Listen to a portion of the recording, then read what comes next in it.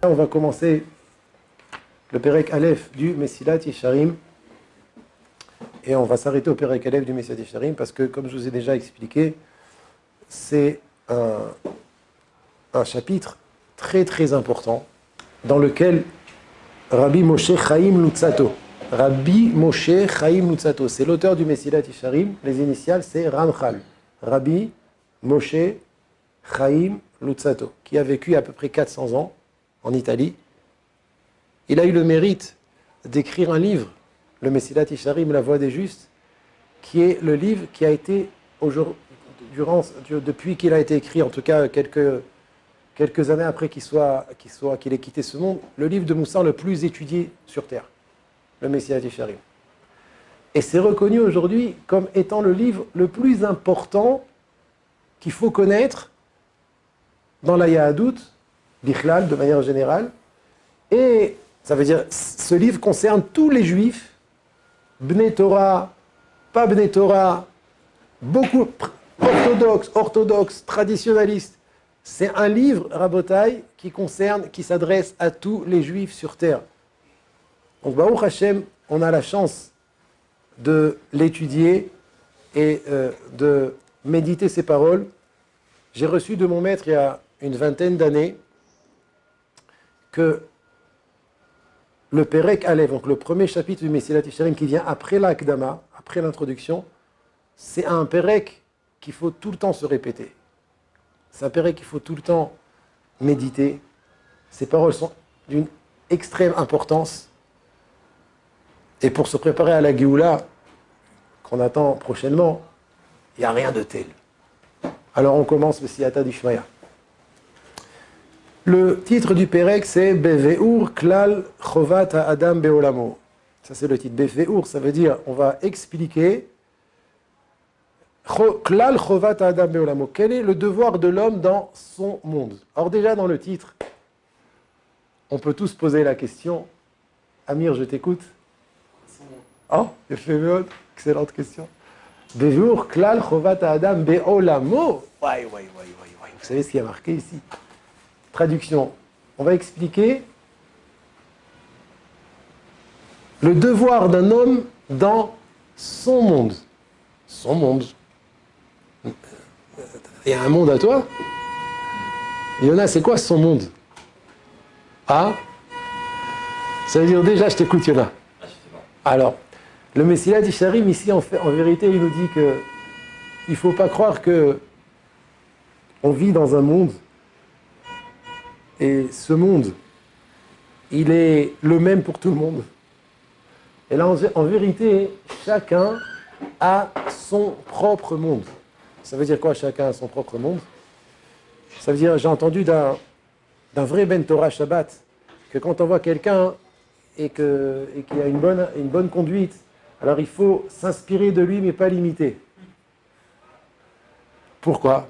Pourquoi il faut s'inspirer? Quand tu vois quelqu'un qui a une bonne conduite, qui étudie bien, qui se comporte bien, alors c'est bien de s'inspirer de ce qu'il fait, mais l'imiter, c'est pas bien. Pourquoi?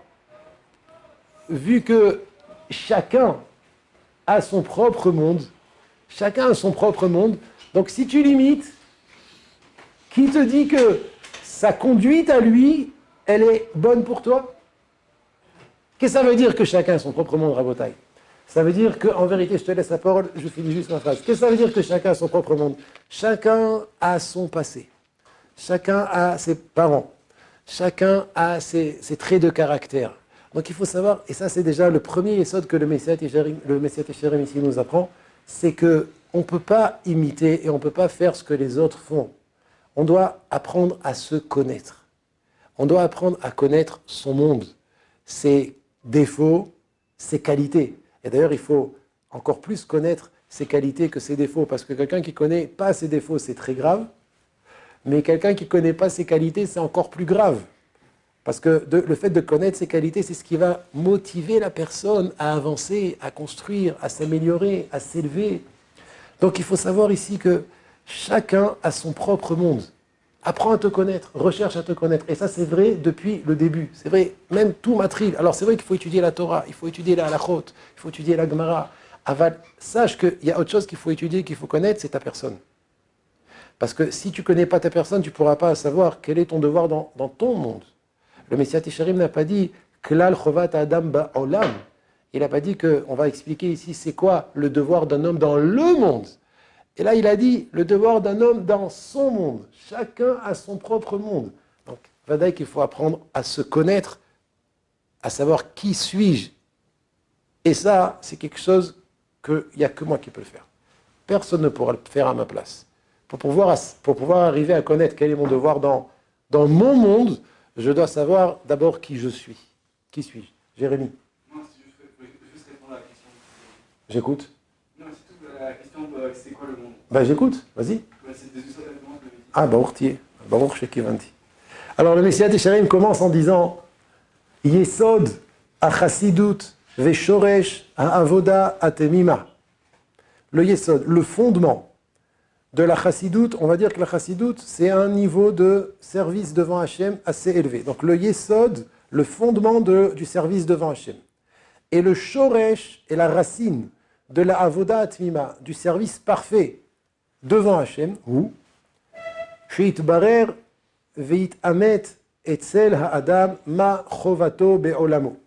Que ce soit Itbarer, que ce soit clair, et que ce soit amitié, que ce soit vrai, chez l'homme, quel est son devoir dans son monde? Il revient à Ken, et il va expliquer quel est le devoir de l'homme dans son monde. Alors c'est très intéressant ici, c'est que le Messiat Yesharim, il dit deux expressions. Yesod achasidut veshoresh avoda atmima. Yesod, c'est quoi? C'est un fondement. Et shoresh, c'est les racines. Quelle est la différence entre le yesod et le shoresh? Pourquoi le Messiat Yesharim, il emploie deux termes ici? Yesod achasidut, yesod, c'est un fondement. Et shoresh, c'est les racines. C'est quoi la différence? Pourquoi il emploie deux termes? Alors on explique, les Moussar expliquent qu'en vérité, la Avodat Hashem, elle a deux. Yesod, c'est un fondement. Le fondement, c'est quoi? Les fondations d'un binyan, les fondations d'un bâtiment, c'est ce qu'on creuse dans la terre. Oui, c'est ce qu'on creuse dans la terre. D'accord? Quand tu veux construire un bâtiment, tu dois creuser dans la terre. Maintenant, plus tu veux faire ton bâtiment haut, et plus tu veux que le bâtiment tienne de longues années, donc plus les fondations doivent être solides. D'un autre côté, le shoresh, ce que le Messiat Yesharim dit, c'est quoi? C'est les racines. Les racines, c'est quoi? C'est les racines d'un arbre.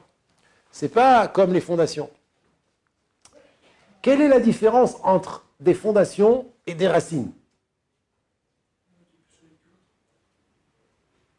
Un est plus solide que l'autre. Les fondations sont plus solides ou les racines sont plus solides? Non, les racines. Les racines, c'est ancré. Les racines sont très solides aussi. Les racines Binyamin, tu dis que les racines sont très solides? Les racines sont naturelles. Les racines sont naturelles, a fait mode, alors que les fondations, ça a été creusé par l'homme. C'est l'exemple avec la pomme et l'arbre. Voilà. Alors je repose la question. Donc, comment dites-moi, proposez-moi une différence assez significative entre des fondations et des racines. Les racines, ça pousse. Les racines, ça pousse. Les fondations, comme tu les as creusées, ça reste. Non, tu les construis. Tu les construis, et une fois que c'est construit, c'est fini. Ah, Si je peux échanger, c'est ancré. j'entends pas. Si je peux échanger les fondations et les racines, c'est ancré en moi. Ce sont des bonnes méthodes, je pense. Ça se dégrade les fondations, les racines, ça se renouvelle toujours. Ça se renouvelle. D'accord, très très bien. Il y a fait mode. En fait, il faut savoir, je vais un petit peu dire tout ce que vous avez dit ici, c'est que le Yesod, il faut savoir que dans la Avodat Hashem, on a besoin d'un Yesod, donc on a besoin de fondation, et on a besoin aussi de Shoresh, on a besoin de racines. La différence entre le Yesod et le Shoresh, c'est que le Yesod, c'est pour un binyan, c'est pour un bâtiment. Alors que les racines, c'est pour une smicha, c'est pour la pousse d'un arbre. Bien, il faut savoir que la Avodat Hashem, c'est à la fois la construction, comme la construction d'un bâtiment, avec des étages, quelque chose de solide, quelque chose qui tient, et à la fois une pousse, à la fois une smicha. D'accord?